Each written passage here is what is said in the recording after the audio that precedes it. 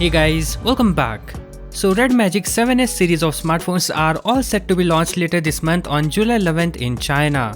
Thankfully, we know most of the specs as they have surfaced in the database of TENAA certification platform. Furthermore, we have the official renders of a Pro variant which shows the phone in all its glory. So without waiting anymore, let's get started. So there's gonna be Red Magic 7S and 7S Pro in the series. And they are similar in some aspects like the screen size, which is 6.8 inches Full HD Plus AMOLED panel, but the differentiating factor are the refresh rate and touch sampling rate. For 7S it's 165Hz refresh and 720Hz touch sampling, while for Pro variant it's 120Hz refresh and a whopping 960Hz touch sampling rate. Both will come with an in-display fingerprint scanner, but only the Pro variant gets the under-display front camera. Powering these handsets is the octa-core Snapdragon 8 Plus Gen 1 chip, which will be paired with the next-gen Adreno GPU.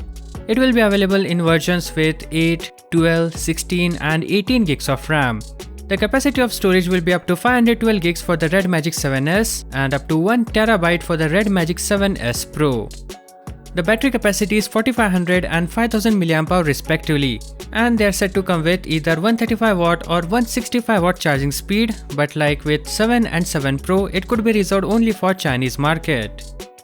The connectivity option will be 5G NSA SA, dual 4G VoLTE, Wi-Fi 6E, Bluetooth 5.2, NFC and the USB Type-C port.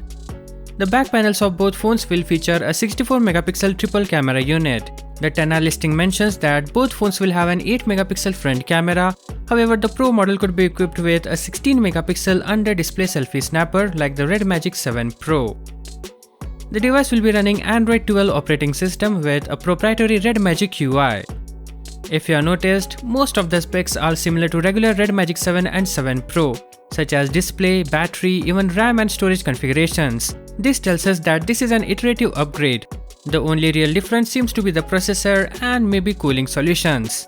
That said, we are yet to get minute details which are gonna tell us how different the phones actually are. However, we do expect to get a lot of new information as we get closer to the launch. That's it, thank you for watching and catch you in the next one.